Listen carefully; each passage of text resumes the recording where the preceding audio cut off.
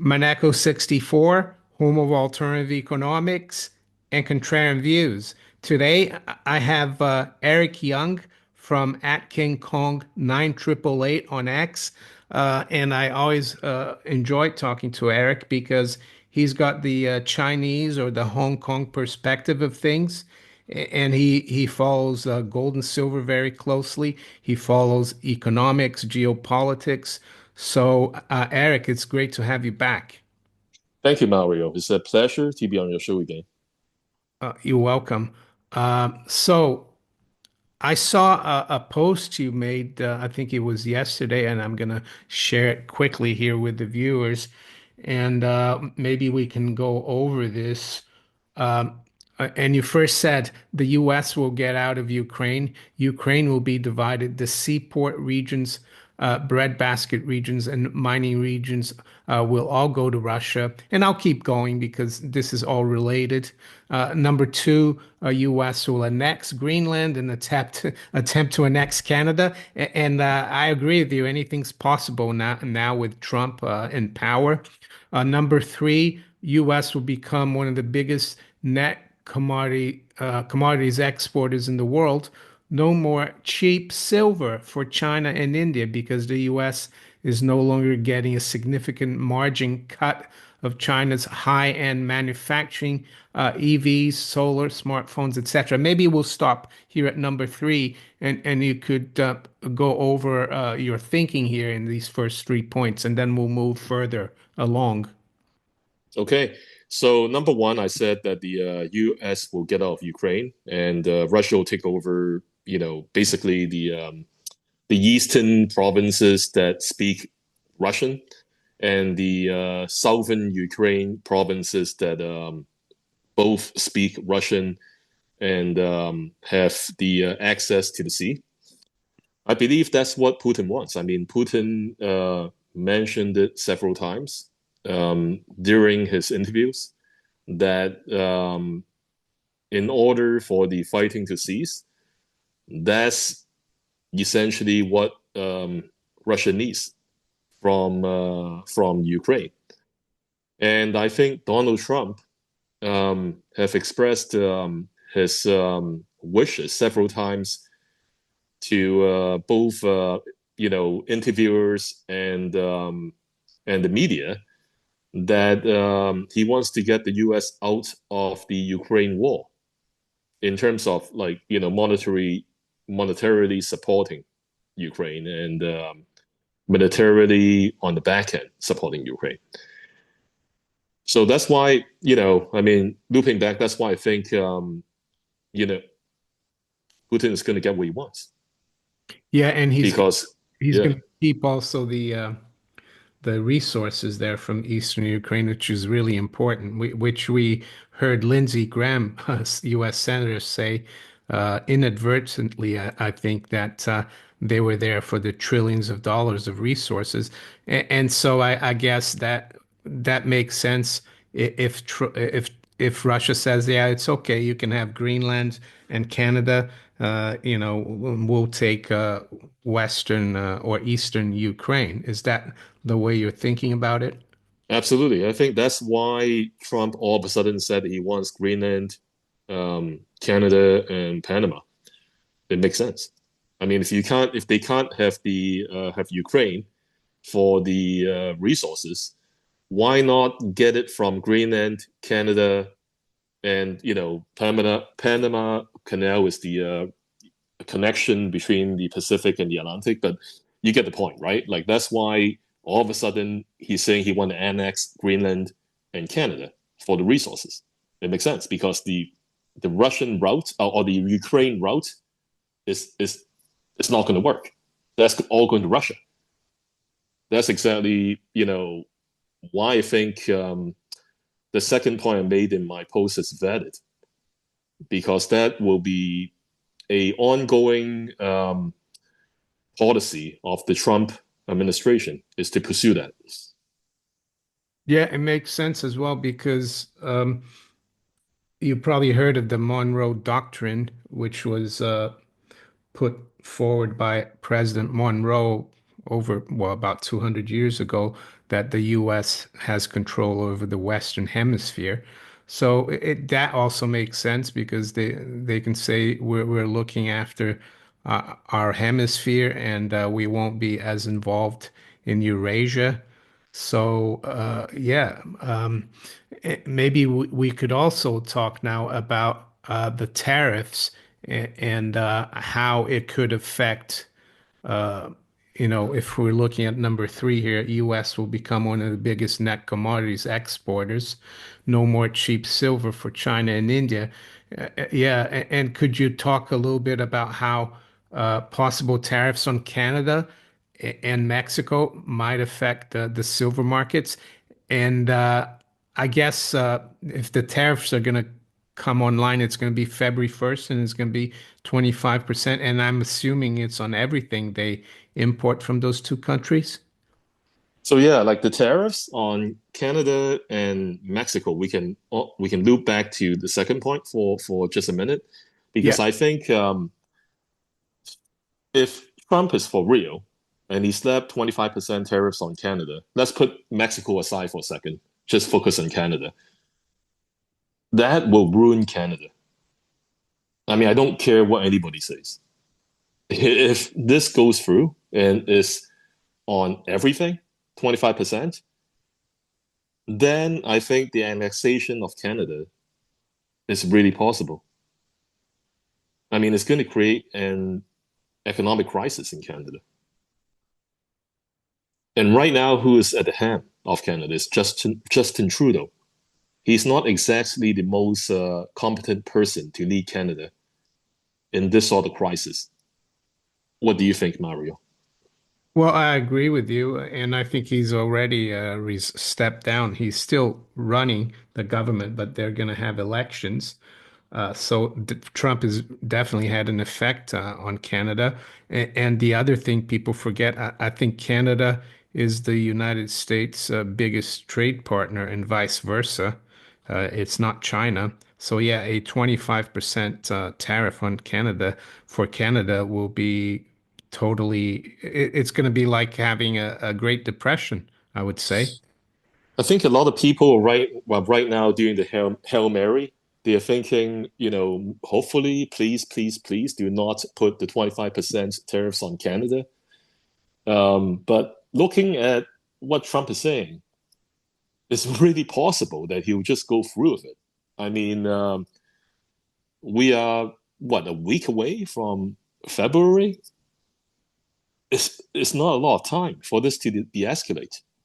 It's really possible. So let's say it happens. Trump does slap 25% tariffs on Canada across the board, including gold and silver, and Mexico as well. What's going to happen?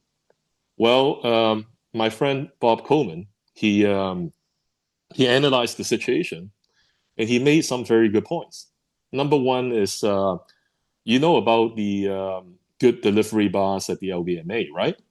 A lot of them are good delivery bars from Canada and Mexico. They have the country of origin, Canada, and Mexico stamped on them. So those gold and silver bars post February 1st, if Trump go through with the tariffs, those bars are going to be uneconomical to be imported into the US. Correct? They can do it, but it's going to cost them 25% tariffs to import those gold and silver bars into the US. So what is going to happen?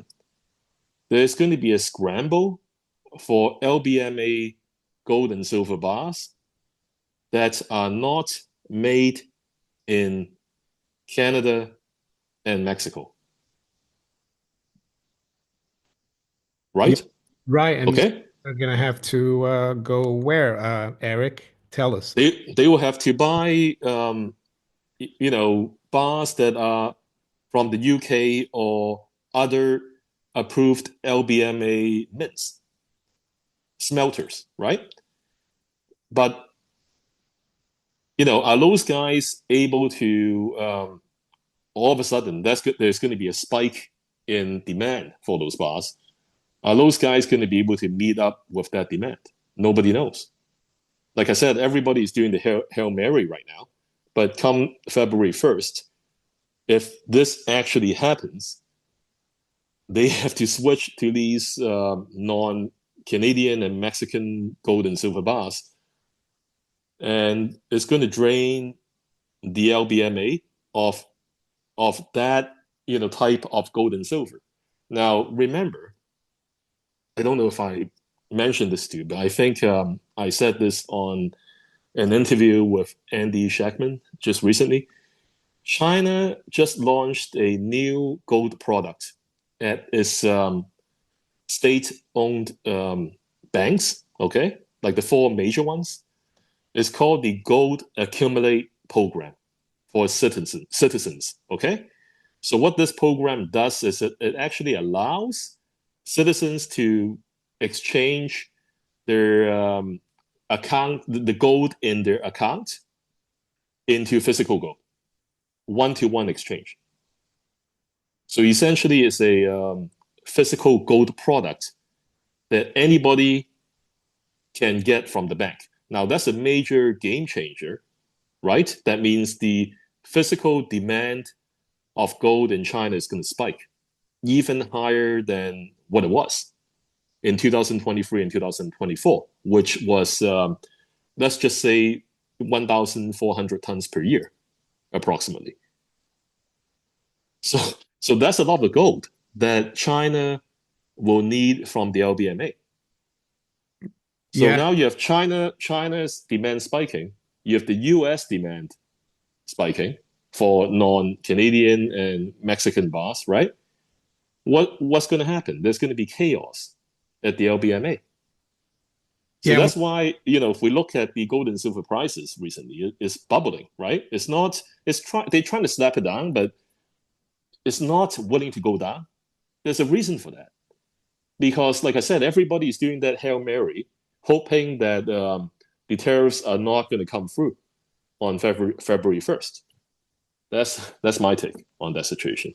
Anyway, yeah. And recently as well, I've interviewed David Jensen, who does really good research about the LBMA, and he talks about how the lease rates they're already going up for silver, and he talked about the silver deficit that we have, and that he thinks the only reason why the silver price uh, is where it is and not higher is because the LBMA and the bullion banks they produce silver out of thin air. They have an endless supply of physical, but if people start demanding physical because of the whatever it may be, the tariffs or the Chinese looking for gold as well, it's going to change everything, and these bullion banks are going to have to cover, or else they're going to go, they're going to have trouble. So.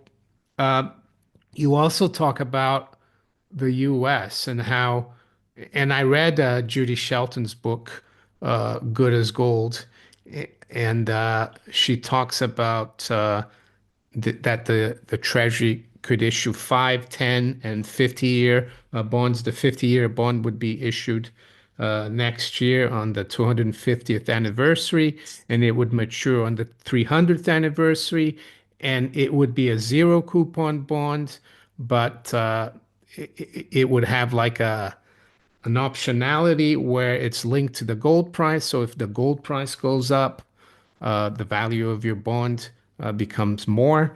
And that maturity, you can get the gold, but not before maturity. And you think that the U.S., with this in mind, will revalue its gold so that it will make it more attractive for them to issue these bonds. Could you go over that? yeah. So basically, I think I might be incorrect, but I think I'm correct because I read Judy's book as well. Um, the gold bonds that they're going to issue, the coupons are also payable in physical gold or fiat US dollars, right? So I not actually, only, I yeah, actually don't think, I think there's zero coupon bonds. So they're not even, they don't have a coupon. Uh, I think she mentioned like very low coupon. or zero. It could That's be. what she said. Yeah. She said But very I don't. low, Yeah. yeah, or preferably zero. But like the thing is, if you go zero, who's gonna buy? Like given the situation in the US right now, right? So Yeah. they might have to give you like 1 or 2%, whatever, right? Below whatever they're offering, for their pure fiat Yeah. US Treasury bonds, right? But either way, I think if let's say you and I are the issuer of a bond of a physical gold bond, you would want the gold price to be higher so that you pay out less physical gold in terms of weight, in terms of actual physical amount of physical gold, right?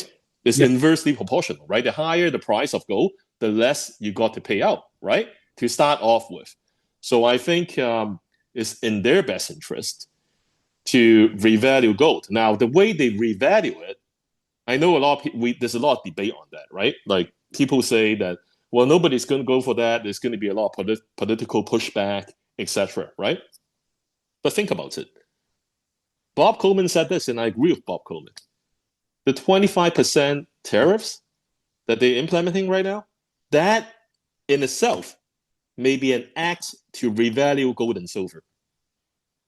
It's kicking off the revaluation of gold and silver because, in effect, like what me, Bob, and also David Jensen, but not directly. He didn't say it directly, but essentially, what is happening is the 25% tariffs is going to break the LBMA bank, bullion bank cartel hold on the gold and silver price. Yeah.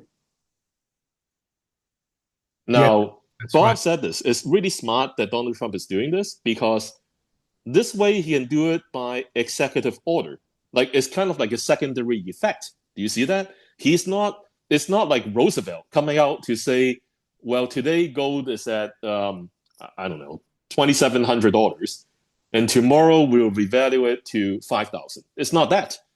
They're simply breaking the cartel with the tariffs and let the market revalue the gold and silver for them. Does it make sense? So I Yeah. answered the No, gold it question does. now, It right? does make It sense. does make sense, right? So I answered the gold question now. Gold question is simple, right? If you're Yeah. the issuer of the bond, of the gold bond, physical gold bond, you want the gold price to fiat gold price to be higher because then you give out less physical gold. That's That's the right. goal. That's the goal. Okay. Yeah. Now We let's talk don't about even. silver. Yeah, we Sorry, go don't ahead. even know. Sorry, just on the gold a little bit. And Judy Shelton talks about the U.S. gold reserves in the book, but she doesn't mention anything about an audit. They'll have to do an audit too, because a lot of people question how much gold they have. But like you said, the higher the price, the less gold they have to lend. And for the people who haven't read the book, it doesn't mean that the U.S. would only issue gold-backed bonds from now on. They're just going to do part of the debt, a small part, just to kind of discipline Congress. That's the way of thinking, and also it's a way of telling the world that we're serious about the strength of the dollar, so to speak. So I'll let you go into the silver now. So yeah, the silver. I think this is what is happening with the silver, right? And I wrote part of it in my tweet, the point number three. I wrote part of it, but that idea of the U.S. will stop the manipulation of the silver price, which it has done for ages, right? Uh, and um, and basically, no longer give China and India cheap silver. So that idea actually came from originally, like I mean, it's not directly from him, but I derived the idea from him. It's from Sultan Posa. Do you remember Sultan, Mario? Yes, Yes, he was an analyst for Credit Suisse. He worked for the Federal Reserve, and he wrote something in 2022 about how commodities are going to be the new collateral for currencies, and they're going to be really important. absolutely. So let's talk about what Sultan wrote. The last free piece, like I mean, the no cost. not behind the paywall paper that he wrote for the public, right? He described the colonial system, the old colonial system, how the West would extract commodities from its colonies and third world countries or developing countries, and then they would take those commodities, make products out of it, high end products, and they would sell it back to the world, and they make all the margin on that product, right? So they would suppress the commodity price, but they would sell the finished product back to the world at a high price, and they would pocket the margin. So that makes sense in the past, right? Up to today, it makes sense. Well, not really up to today, but like it makes sense for a long time that the West would suppress commodity prices, especially silver, because they were the ones who were designing and making these high-end products, and they had the biggest cut of the profit, right? But something changed in the last 10 years. China is now making high-end products, competing with the West, like in EVs, electric vehicles, in smartphones, solar panels. Solar panels is basically just China. Right? I don't think the West even has a decent contender for solar panel manufacturing. So all that is Chinese high-end manufacturing using silver and other commodities that do not involve the West. So the West do not extract any kind of margin, any fat margin out of that Chinese manufacturing value chain anymore, right? So my post was, based on that fact, why would the West, led by the US, why would they continue suppressing the price of silver and give China and India cheap silver? In the case of China, they consider China the adversary, right? Why would they screw their own miners, which are selling silver, to subsidize China, which is a competitor? It simply doesn't make any sense.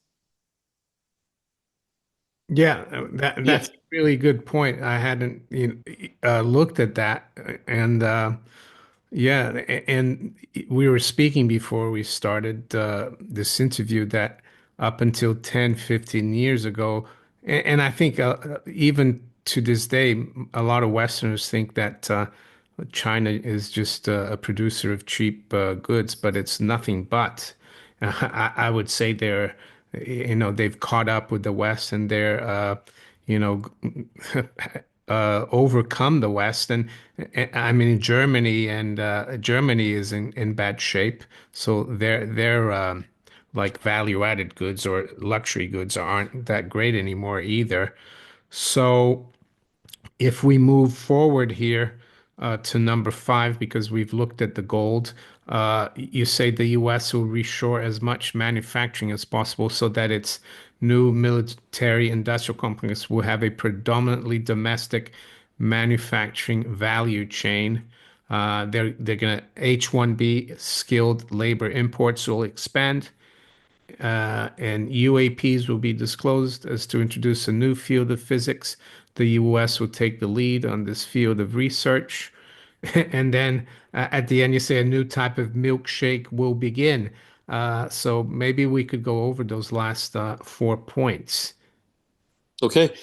So number five, I said the US will reshore as much manufacturing as possible.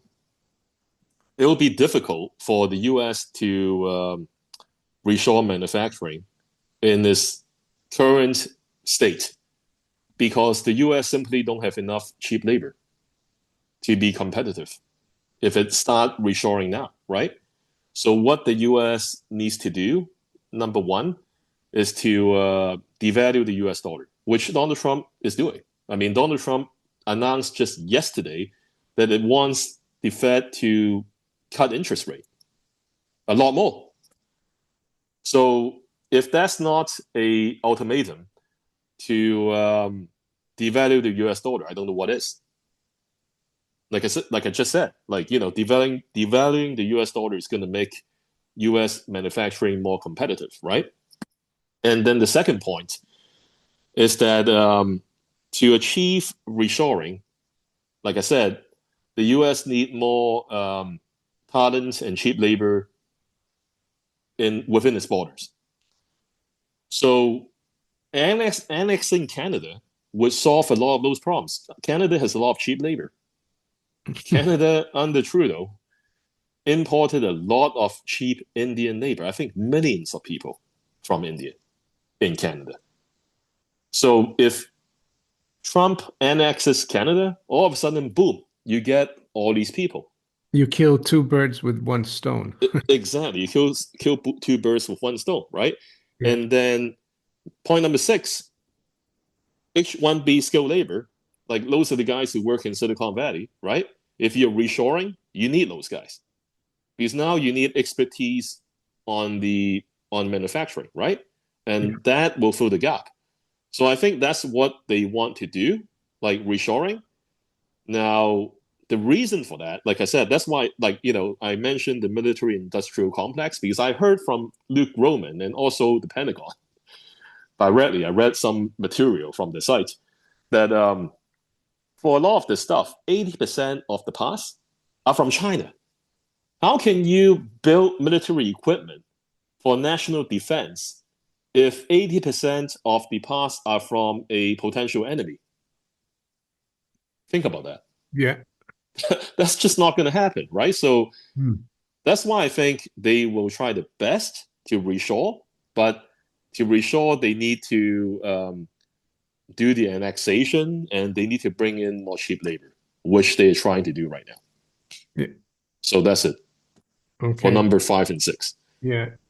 Yep. Do you You want to talk about number seven, the UAPs? That's a very fringe topic, which I can talk about. yeah, Yeah. we'll skip to the milkshake. Okay. I hope you're not like joining his team, but what do you mean by a new type of milkshake? What I mean is everything we talked about today, right? Yeah. The US switching from just simply using the US dollar as a milkshake mechanism, Yeah. like in the past, which it can't do anymore, predominantly because the BRICS and China they're no longer really recycling their US dollar surplus back into US Treasuries. That's why you have the US Treasury long end dysfunction, and that's why or like not enough buyers for the long end. That's why the US Treasury issue less and less long duration US Treasuries. And that's why Judy Shelton wants to start issuing the gold US Treasury bonds for the long end, right? So all that is connected, right? Um, so that old milkshake is over, I think. The new milkshake is what we're talking about right now. It's the Yeah. new order.